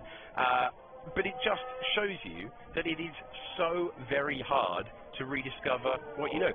Williams are trying, famous old team, trying to rediscover their form, not here at the moment. McLaren finished 6th in the Constructors' Championship, nowhere near where they want to be, haven't won a race since 2012. They're trying to rediscover form. Renault trying to do it. I think they've made good progress. I think they can be very, very happy with what they've done so far. But the tenths they are now trying to find to close are the hardest ones to find. Absolutely. Now, you might be thinking, Sport Pacer Racing Point, to give them their full name. What are they doing this afternoon? Everyone's kind of pounding around trying to put in some long runs. On the medium soft tyre, shall we call it, Lance Stroll still has the pitot tubes attached. So this is aero testing. Yes. And nothing more than that, really. Yeah, it's a slow lap and will continue to be a slow lap, and don't really worry about the lap times. That's a team not really, I think, at a run plan point Yeah. that the others are at. There's still quite a bit of aero testing going on Absolutely. down at Racing Point. Yeah, absolutely, and it's a slightly different ethos for them this year, in that they can go down different routes of development, whereas before they had to pick a path and stick to it, and in some years that meant having to completely change direction. But with that new extra funding from the consortium led by Lawrence Stroll that bought out what was Force India, they now have an opportunity to unleash that design team. That team that had to be such good value for money can now afford to fail. Not very often, this is still Formula One, but they can go down routes that maybe they go, oh, that's not going to work, that's fine, we'll go down the other route instead. And everyone who has stuck with that team, and there's a lot of talent down there, and they did stick with the team, says a lot about the dynamic. What was Force India is now Racing Point. They deserve the season that they're going to have in terms of the resources they're going to get. Yeah, to have parts brought to the track that they've designed is something they're all looking forward to. They're looking forward to the pressure that will be put upon them by the new shareholders who have invested significant amounts of money and have now said, right, come on, we trust you, we've got faith in you, go out and deliver for us as well, and that'd be drivers as well as the technical department. John Field, interesting tweet from John Field, hashtag Ask Crofty, keep your tweets coming in. I'm trying to read as many as I can. Standardisation of F1 parts takes away opportunity for teams to be clever to find a performance advantage and find new technologies to feed down. Would John Barnard have invented the paddle gearbox with standardised gearboxes? Sounds sensible, but not F1. But I take your point there, John. There is a risk, isn't there? It's like private sector and public sector, nationalised industry and private industry. The argument is always private industry will always invest in new technology and push things forward for the future. Anyone who ever got on a train in the 1970s in the UK would have realised that nationalised industries don't always necessarily work out. To be fair, my local train company seems to think that 5 minutes late is an acceptable time anyway. But that's another matter, we won't get on to trains. But I think the onus is on, if you're going to have standardised parts, the onus then has to be on the sport as a whole to keep pushing new technologies, to keep finding a way for that standardised part to be kind of right up there and complying with latest developments. But it's a very good point, John. I'm glad I actually saw that tweet and wanted to read it out. George says, I don't think relegation promotion system would work with drivers because they can't be separated from their teams.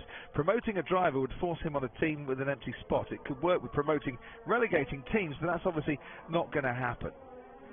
Should drivers be attached to their teams in the way that they are? Here's another topic for hashtag Ask Crofty. You're just coming up with, I mean, welcome to sporting utopia in the commentary box at the moment. I remember 2002, at the peak of Schumacher domination, they were talking about rule changes, and one idea floated was that the drivers would do X number of races with every single team. And it would have been, I mean, seeing Michael Schumacher with a Minardi would have been a remarkable thing to see how far he could have got it up the order. There's definitely an enjoyable element. The problem with it is, as we saw with Fernando Alonso, there is only so much difference you can make. Well, there is. But we focus on the drivers as heroes. We focus on the drivers as sporting icons. We tend to focus on the teams, but probably not as much as we focus on the drivers as Formula One fans. So would it work if they were centrally contracted to the sport and they were told to go and drive for whoever they were told to drive for? We've just seen some McLaren pit stop practice. Lando Norris getting some of that in as he heads his way out onto the track. We asked the question, hashtag what corner is Karun at? Karun. Hey Crofty, I am down at turn 3. We could see the Toro Rosso of Alexander Albon going past me there. It's a great spot to watch, just to sort of set the scene. The Ferrari of Charles Leclerc is just coming out of the pits there. You could see coming out of turn 2 into 3. That's a change of direction. That's what I'm looking to see here at this part of the track. When, turn 3, back in the day, was a really tricky corner. The drivers were struggling to be flat through here. But since we went to these wider cars with the more downforce, bigger tyres in 2017, turn 3 is easily flat. Nobody really thinks of this as a tricky corner anymore. So the challenge really is to see how deep they can break into turn 1 down there, and how good the car is on the change of direction. And looking at it, you could see the Mercedes here, Valtteri Bottas, he's able to really hustle the car around in that change of direction. The Haas car, Kevin Magnussen's been on a good run. I think he's done a personal best just a few laps ago, so he's on quite a good run. He's doing fast, slow laps. We could see Lando in the McLaren appears to be on quite a long run with a fat load of fuel. He's been pounding around here for the last 20 minutes I've been standing here. The Red Bull and the Ferrari both look very, very good on this change of direction. The Mercedes as well, you know, the driver is able to turn in quite sharply, and the rear of the car doesn't step out of line. Bottas has got a lot of confidence. Alexander Albon, you could see, you know, a rookie, his first ever day of testing. He hasn't yet got that consistency. You do see these small differences lap to lap. He's placing the car on a slightly different part of the lap. He's still not yet got the confidence of someone like a Bottas or a Leclerc, who have done thousands of laps around Barcelona here. So it is a great place to watch. You can see the drivability. Certainly the Mercedes-powered cars, that's been one of their strengths in this V6 turbo hybrid era, is that the power delivery has been so smooth, and that carries on being the case. Out of turn 2, you don't see the rear of the Mercedes squirming around as much as perhaps some of the Renault-powered cars, the Works Renault and the McLaren. So there is the Works Renault there on I think it was a brand new set of the medium hard tires, and Kevin Magnussen on a slower lap. So yeah, really interesting to come out here and watch. I spent a lot of time here this morning as well, and further around at turn 4. And it's a fantastic opportunity to leave the confines of the paddock and the commentary box and actually come and watch cars out on track. Fantastic conditions again, by the way, blue skies and no wind. This is very unusual in Barcelona. Normally in the afternoon the wind picks up and it does get tricky for the drivers, but there's been absolutely no wind really of note, and that is perfect for the engineers and drivers to do their true back-to-back comparisons out here on track. And Karun, last year with the aero getting more and more complex and developed, and teams understanding it, we were seeing drivers being able to lean on the car a lot more through turn 3.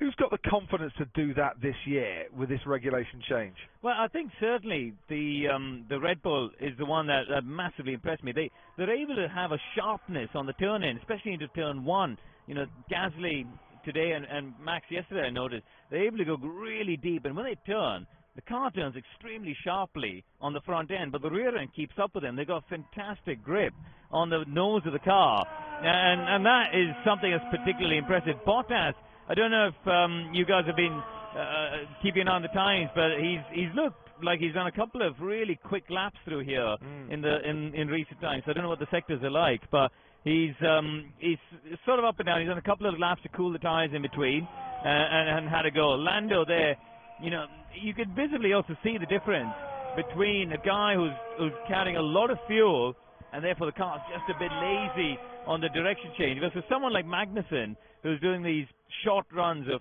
fast, slow, clearly some sort of pace and not qualified simulation because they're carrying fuel, but certainly performance runs, rather than someone like Lando who's going to be out there for a long afternoon of a Grand Prix distance. 1:22.2 for Valtteri Bottas for his last lap, 1:23.6 for Alexander Albon, just to show, you know, the differing performance levels. Karun, thank you. Great to have you out trackside. Lance Stroll has finished the aero test that was going on down at Racing Point, and will now stay in the garage while the guys make whatever adjustments are needed before their next stints on the track. And because this is testing, to a lesser extent this happens of course during free practice at a race, but teams come with a run plan for the day. And this is what we're going to do today. We're going to do 10 laps of such and such, then we're going to change this and do 5 laps, etc, etc, etc. Whether they stick to that run plan or not depends on how the first few runs are going. But it is all very much timed as to exactly what they need to achieve from that particular day. Absolutely, and that's what we're seeing with Ferrari, running almost identical run plans with Vettel yesterday and Leclerc today, in terms of it was almost to the minute that he was doing the consistent speed test down when the the driver slows down and they get a read for the aero at a slower speed down the main straight, almost at exactly the same time. So they are ticking things off the list.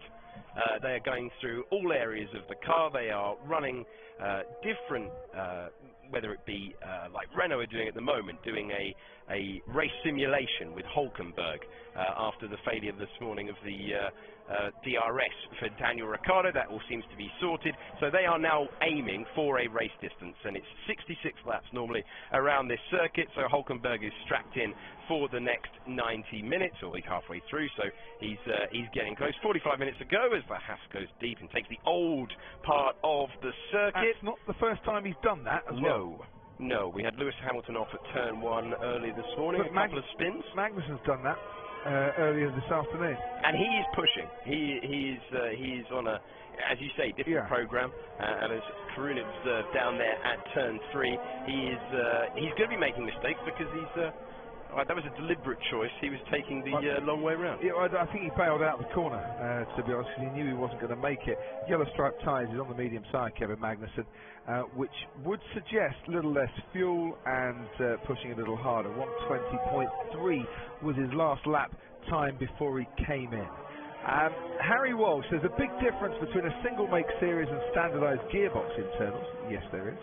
David Whitehouse, there will always be a team or two which do a better job. The surprise results also happen less due to better reliability as teams were allowed to push cars and engines without the threat of penalties. Take that away and I'm sure the landscape would change. Big Man G says, why not go like the NFL and give each team an equal share of the pot? Extra funds realised through whatever sponsors on top of that. More of a level playing field, which I think is an exceptionally good idea, Big Man G. But as yet, I'm not sure they've realised that turkeys, or they've allowed the possibility for turkeys to vote for Christmas, if you catch my drift. If you want a sport to thrive, the NFL sets up financially the teams with a great platform for that. Yeah, and just to explain how that model works in America, if you sell a Titans hat, the Patriots get a cut of that, and like every team benefits from the other teams. They have the draft. Everything is based at you can make your money outside of that, and they try to equalize it by getting new talent in. Can't quite apply that. It'd be very interesting to see if they could to Formula One. Ferrari and Mercedes are hearing earlier today from Tom Clarkson that Mercedes last year spent $450 million. They have an advantage. Engine and chassis. Yes, they have an advantage. They're paying for that advantage. They're paying to win championships. They are going to let that go. Well, they're not going to let that go without an enormous fight. Well, we saw last year, didn't we, when the thought of taking away Ferrari's $100 million a season before you start dishing out anything else.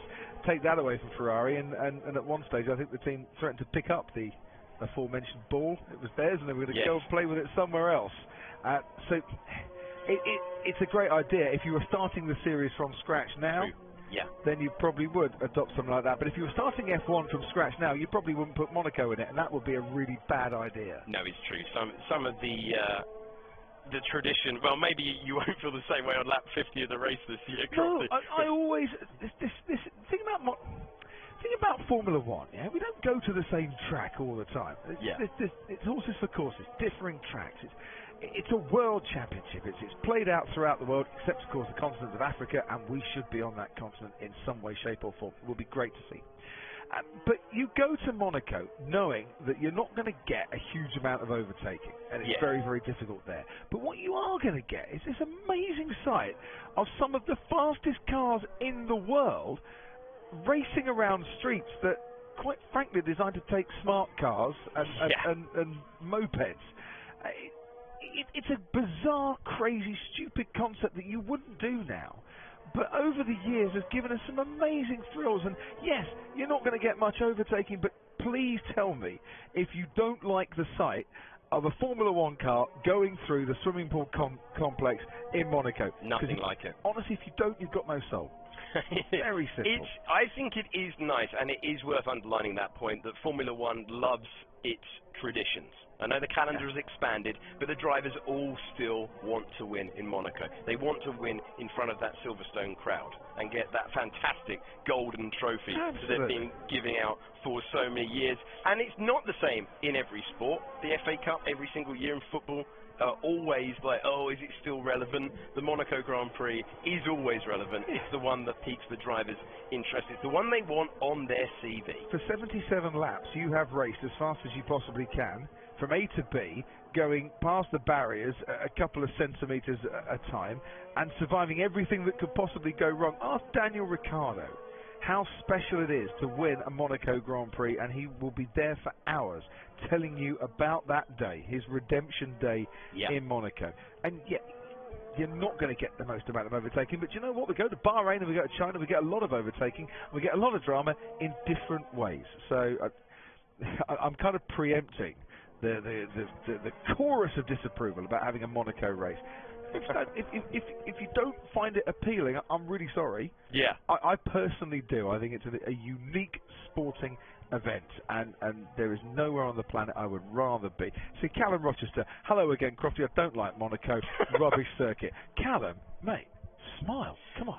I'll tell Callum that absolutely the absolute best place to watch a Formula One car, that anywhere we go, the most unbelievable place is the swimming pool section. The direction change, the animation of the cars, and you can put your, I mean, it is a privilege, you can put your nose on the fence there, and it is, if you ever get the chance, if you ever get the hint of the chance, and I know it's expensive, but if you ever get an opportunity to go and see that with your own eyes, for goodness sake, take it, because it is magical. Albion Quinn, get rid of Monaco. It's not a race, it's a poser's paradise. Yes, outside the confines of the circuit, you could argue that it is a bit. I once saw a speedboat that had been liveried out in leopard skin. It's that sort of a place. But it can't buy taste. It cannot buy taste. It's still a race, trust me. Happy F1 Hamster, since we're throwing out wild ideas today, here's mine. Make Monaco a non-championship race and open it up to drivers from other series. It would make Monaco more interesting and make the Triple Crown something non-F1 drivers can aim for. Right, utopia here. We did bold predictions yesterday. Hashtag F1 Utopia, I think. But wow, yes. Yeah. In an ideal world, how lovely would that be? I love this thing about the Triple Crown, the mythology that has become Fernando Alonso's way of maybe changing the narrative on his career as something that ended with a bit of a whimper to something that ends in glory. You know when Graham Hill won the Triple Crown, only driver to win the Triple Crown. When he won it, there wasn't one mention of the Triple Crown in the Le Mans race report. Really? And I've checked that with the Times, and I've checked that with the old Autosport archives as well. No one mentioned the Triple Crown. So we were speaking this morning about the old myth that the Silver Arrows got their colour because they chiselled off the white paint. And it sounds unfortunately like it is a myth. But these things grow in stature. Whoa! Yeah. I'm going to do that again. Whoa! How is it a myth? Apparently they just came with that plan to run them without paint in the first place. Are you telling me that it was a PR story? Well, I'm saying that, but this myth has grown and grown and grown, and I think it's wonderful that the Triple Crown is a thing. I think it's a great thing that Fernando Alonso has done by going and aiming for it, because it is great to appreciate the talents of those in the wider world of motorsport. And it was great that he shone a light on going to different destinations. No doubt this is the pinnacle, and this is where they all want to be. But wonderful that he's taken part in the other races, and we'll see if he can do it. I'm shell-shocked that the PR myth that is the Silver Arrows. It's such a good story, you're not going to correct people, are you? But someone was absolutely adamant earlier that is not the case. I'm going to race down and see Bradley Lord, the Director of Communications at Mercedes, and say, right, about this myth. I hope it's true. I hope that correction was an incorrect correction. What else have we been asked on your hashtag? Right, Jordan Walker died. Monaco's good for qualifying. For me, that's it. I get why it's still around, but it's too narrow for modern cars. No, modern cars are too wide for Monaco. That's the trouble. I think it's always been impractical. I think that's the lure of the place. Yeah. What do you think about reverse races, like Hamilton said, boring races, race the other way round to make it more fun? Could be brilliant or just stupid. I think it could be a bit of both. The trouble is that the tracks aren't homologated or aren't licensed to run the other way round, because all the gravel traps obviously are in the wrong place. Yeah. There is one track out there that is homologated. This is worldwide, yeah? Worldwide, there is one track, and it's not a Formula One circuit, that you can run reverse. Right. Hashtag Ask Crofty. If anyone knows the answer to this, I will be stunned. Amazing. And Karun Chandok told me the answer yesterday. This is the only reason I know this. Is Karun and I, when we were talking yesterday, I said, you know what I should do? I should go testing in Bahrain, yeah, where it's nice and warm, but do it the wrong way round, and then run the race the right way round. So you get a different outcome of the race. He went, no, they can't do that because the gravel trap's not the right place. Yeah. Do you know what track they could do that? And this is how. Amazing. I know the answers, because Karun Chandok knows a lot. Tommy Sevenside says Monaco is the crown jewel. There might not be much overtaking in Monaco, but it's driver and car versus track and barrier. Pure 100% concentration, 78 laps, no 30-second break down the back straight in China. But then, see, I love China. Shanghai is a great race. Always provides a lot of overtaking. It does. I mean, that hairpin always gives you an opportunity. Is it ideally a place where the sport would have envisaged all those years ago celebrating its 1000th Grand Prix? Probably not, but we are. Yes.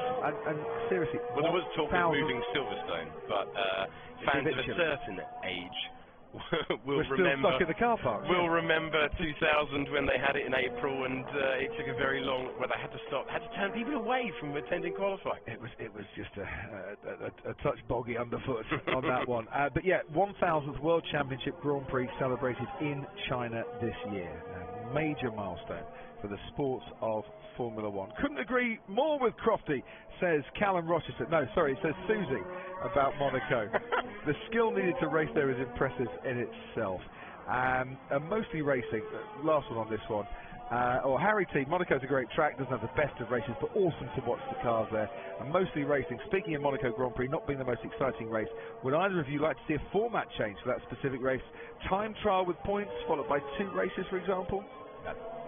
I don't want to see a change in the format, because the thing is about Monaco, right? I'll let you into a little secret. Go on. Is that these are very good drivers who don't often make mistakes, but you know what? If they did make a mistake, it's a huge mistake there, and anything can happen seconds after you think everything's okay. It's true. I think Max Verstappen and Roman Grosjean. I think they need to give them tyres where they can push to the limit. I think it needs to be completely flat out. I think it's missed that certainly in the last couple of years. There's been, I certainly think back to Rosberg a few years ago when he was leading a train, and maybe arguably last year. You're going to get the errors if the drivers are dancing on the edge. That's what you need to see in Monaco. So you wouldn't have you wouldn't have a hairpin down at Portier if they offered you the chance? Because they're reclaiming, aren't they? They're reclaiming a lot of land there. So where there hasn't been an opportunity in the past to change the circuit, there now is an opportunity to run it a little bit longer down at that famous old corner. I think it's got to go down to the sea, to be honest. So make something exciting out of it. Little lock up there from Charles Leclerc. Right, are you ready for this? Go on. Daytona Road Circuit, says Ozone Scott. No. Indianapolis, says Kevin Poole. No. Misano, says Spokes Muller. No. The Nardo Ring, says Ben Mercer. No, not that I know of at all. Andy Sienna says Formula One should come to Africa. I live in Kenya and I travel to Kailami every season to watch the Grand Prix. I'd go with you. Misano says Joseph Love. No. But Dean says Laguna Seca. No.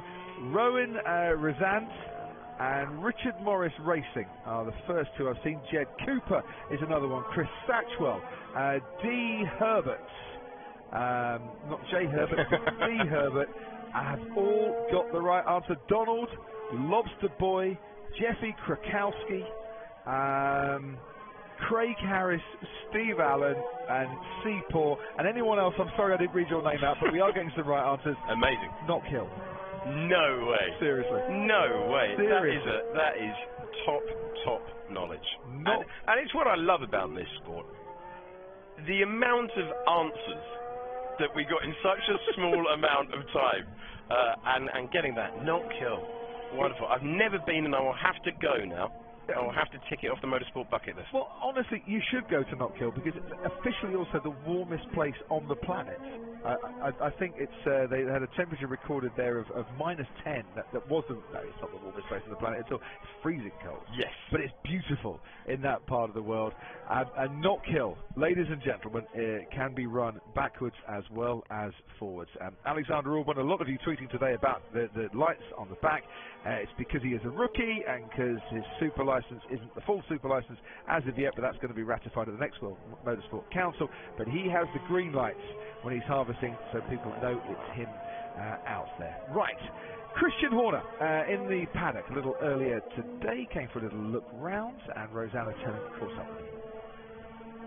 Yes, to round off the morning, I found Christian Horner. You were busy analysing all the screens. Christian, how are you firstly, and how's the morning been?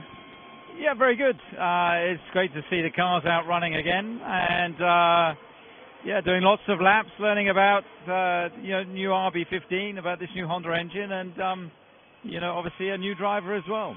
You're learning about it. What are the first impressions, and how is it working together with a new company with different mindsets, different values? I have to say, first impressions have been very, very positive. The car has run well yesterday. It's run well again this morning, so it's enabling us to get a lot of laps in and an awful lot of information, which is obviously the objective of testing. And I had a chat with Franz Tost earlier on, and I asked him about now having another team using the same engine. Are you able to compare notes at all, or does testing not really allow for that? Well, testing, doesn't really allow for that. But what it does do is give Honda a large pool of information that they're now drawing from two cars, which would have previously been one. So, great for them to have that additional knowledge. And what's the plan for the afternoon? Do you have totally different run plans for Pierre, or have you got something up your sleeve?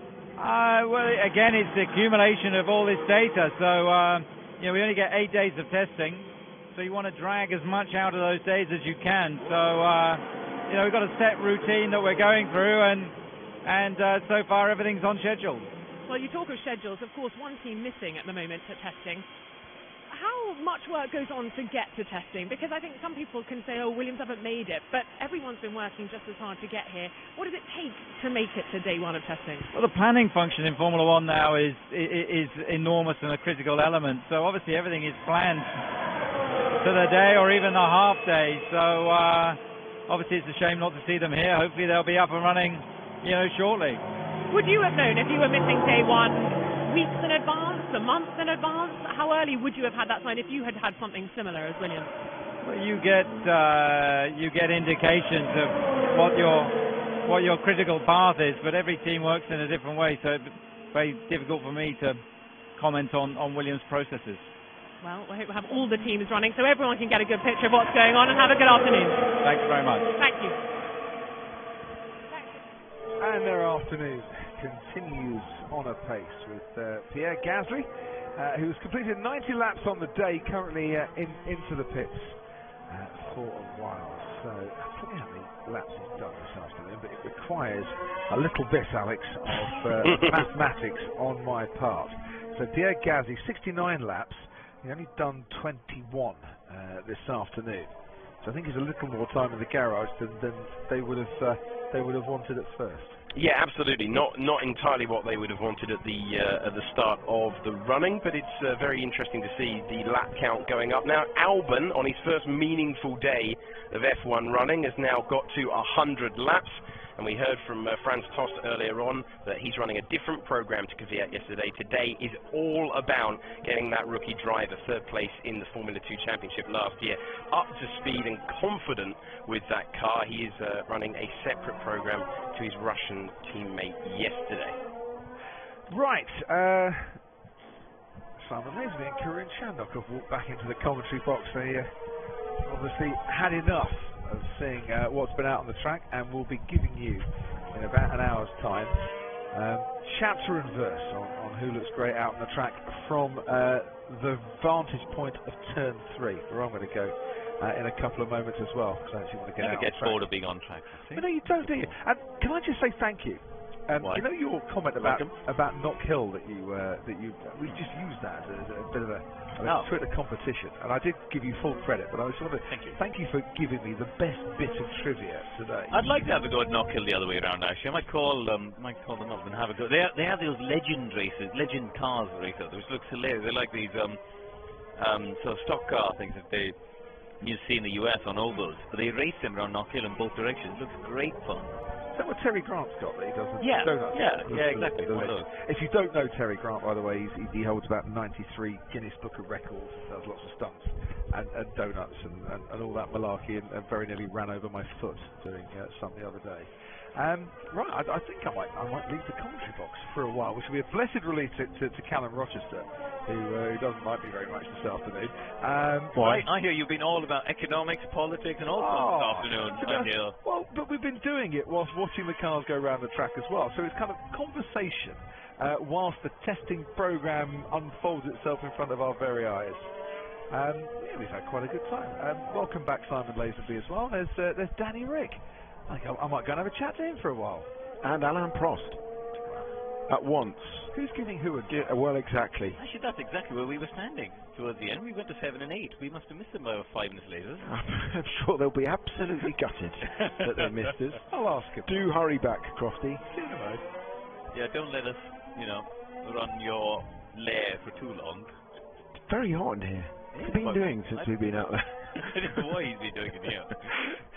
Good stuff. I think the one thing that we learned from going out there is just how planted all of these 2019 cars are, Karun. Wherever we saw them, not great differences in the way they're sticking to the track right now.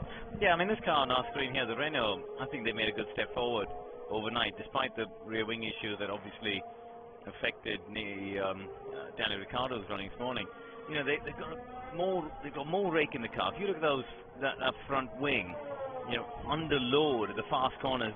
Simon and I went out to we went to 3, 4, 5, all the way up to turn 9, and you can see certainly under load it's much closer to the ground than some of the other cars, and they're really empowering that front wing and recovering some of the front downforce that obviously these regulation changes have been changed. But look there how close the front wing is to the ground. So. And the car looks really balanced. It looks much better on the curves. That was one of the big weaknesses back in 2016-17 of the Renault. It never looked good on the curbs, I thought. But this year's car does look like it's got a better ride. This next couple of corners, which were actually Daniel and Alain Prost are standing, through turns 7 and 8, there's a curb on the outside where we were standing. And certainly, when the cars go over that, the Renault did look like it had a much more comfortable ride than in the past.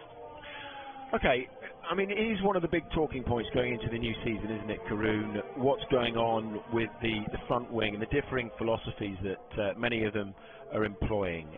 So you've had a look there at the Renault. I think we can have a look at the split screen between the Mercedes and the Ferrari, and certainly the talking point is that if you look at Mercedes and Red Bull this year, they've kind of kept it reasonably horizontal, the 5 elements, whereas it kind of slopes off, tapers off, doesn't it, with the Ferrari, and all this is to do, I suppose, with the outwash of the air and what they're trying to do with it. Yeah, it's to do with the regulation change means that the front wings have gotten wider, and therefore one of the critical things that they're all trying to do is to get the air to force the air around the front tires. And there's different philosophies there. So this car, the Renault, the Toro Rosso, and the Ferrari, they've all got those 5 elements tapering towards the outer edges. And the Mercedes and Red Bull, as Simon mentioned, they've sort of stuck with the philosophy that they had in the previous years under previous regulations. Now Alfa Romeo seem to have taken it to the extreme on the philosophy of the tapered edge. They've actually got a slot gap towards the end plate end of the front wing. But it's all to do with channeling the air around to the rear of the car and the bargeboard area. Here is that Alfa Romeo. Now if we look at the bit in front of the tyre, there's a gap there, and they're forcing the air around. However, in the center of the car, look at the nose. They've got that little nostril, which the Red Bull above it does as well in this image. But they've also got 2 different holes there, which are all designed to channel the air into that bargeboard area. Now, uniquely, the Alpha it's also got like a mini diffuser almost on the front bargeboard area, and you know, again, what they're trying to do is by not having that bit of the front wing, they're reducing the overall downforce.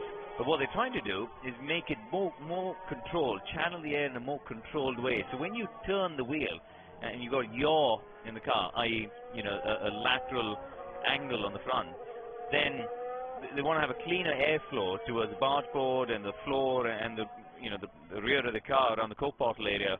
So, you know, it's very, very complex stuff. And what Alpha have tried to do is by reducing some of the surface area on the front wing, they've tried to recoup that around the front floor and the bargeboard area. So, you know, it's amazing, Simon, isn't it? You've got all of these people. They're all artists, ultimately, aren't they? Designers, they're creative people, based in all these different factories around the world. They've all been given a set of regulations, and they come up with such different solutions.